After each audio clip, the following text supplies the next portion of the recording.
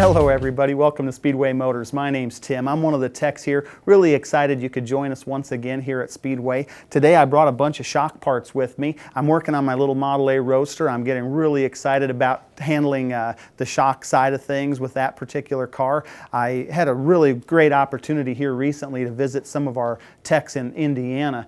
They said, Tim, you got to come with us. We're going to this great museum. It's the Auburn Court and Duesenberg Museum. Holy cow, what a great museum. If you ever get a chance to go through it, I'd highly recommend it. It's well worth it. You see some of the most beautiful cars from the 30s in there you'll ever see. At any rate, what I did when I was in there is I was looking at all these chassis and what these old cars did for shocks, and it kind of was right up my alley as far as what I wanted to do with my hot rod. I got to thinking about hydraulic type shocks that deviate from the old tube shocks. Of course, you can't beat a tube shock if you're building an old hot rod. Of course, these are just right for a particular era too. Anything from the 50s and up, these would be great. They work wonderfully, and we sell a lot of these to guys using I-beam axles or tubes.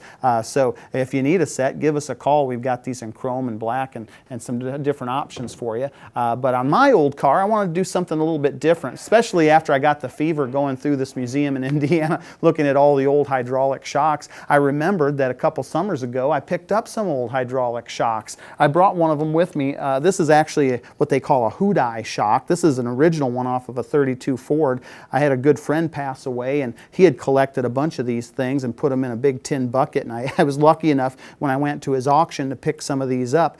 These were a hydraulic filled shock that would have come stock on Fords, but incidentally these things also came on some pretty exotic cars. Even Ferraris had hood-eye shocks on them, some of the really early versions. So they're a neat piece. They work really well. They even have a little dial adjustment here, so depending upon the driving that you're doing, you can set it up for your style of driving if you go on really bumpy or smooth roads, which is kind of interesting. These are actually marked Ford and hood-eye. A lot of times when you find these things, they're rusted so bad and welded together. They filled them up with a glycerin alcohol mix with some other good ingredients, but you can actually refill these up with just regular hydraulic fluid, and they work really well. So after I made the decision that, holy cow, I've got some of these that are going to work really well on my car, and they actually still move, I'd like to figure out how to get them to mount up. So as I was looking at my I-beam axle and my spring perches, I thought, boy, how am I going to do this? Well, you can buy new spring perches. They're available. You got to buy original 1932 to 33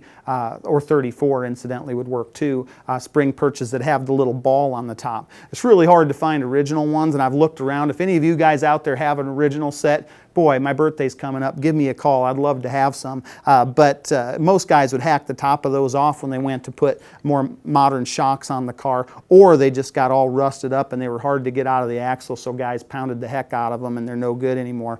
But at any rate, I didn't want to pony up the money for a set of reproduction shock or spring shackles. So I had a good buddy here at Speedway. He actually is the curator of the museum, really great guy, and he said, Tim, I did the same thing on my 31 Roadster. I'm running those hydraulic shocks, and what I did is I just bought some of our regular spring perches and I welded a piece of metal on the top and I tapped it so then you can mount a shock ball on it. And boy, I was so lucky. He said, I'm going to do another set for another car I'm building, so I'll do some for you too. So I was just so happy. He's got it all tapped and everything so that I can buy these shock balls here available from Speedway, and I can screw this right in, and this will solve my problem for mounting up my hydraulic shocks. Now, if hydraulic vintage shocks aren't your thing, but you still want something that looks old school, we've got you covered. We've got a lot of different options, and I brought some of them here with me. Of course, I already talked about the little shock balls. These are great. These mount in any of our friction shocks, and they work either on a stock Ford dog bone or on reproduction dog bones too. The dog bones I brought with me, obviously these are a great way to hook up these vintage shocks. They are dead on identical to the original Ford units. This one actually still has the Ford part number in it, but you can see there's no difference in these devils. We sell them two different ways too. We've got them so they've got holes on both sides the same, or alternating. So depending upon how your shocks are set up in the front, we can get you hooked up with the right parts. So Now, getting to the shocks themselves, I can kind of talk a little bit about a couple of versions that we sell here at Speedway. This is just a standard friction shock, and you can see it's got the friction discs inside. This one's actually made out of steel. These work really great. We have a set of these on our traditional style T-bucket that we build and offer here at Speedway. We call it the Tribute T, but these work really great on that car. Unbelievably, you drive that car around, you wouldn't know it didn't have tube shocks on it. It runs and drives just fine. We sell replacement friction discs for these, which is handy. If you ever need new ones, we can get you set up. That's the only consumable part in this thing. Again, the shock balls can mount right up front. These are all pre-drilled and ready to go for that, so pretty slick. If you want something that has a little bit different look to it, we also have some cast units. These are cast aluminum. They run the same friction disc inside, and then depending upon how much you want to tighten this nut, you can get a different shock rate basically in this thing. So we offer this in a satin finish and then also a polished unit too. So really nice looking depending upon what look you're after.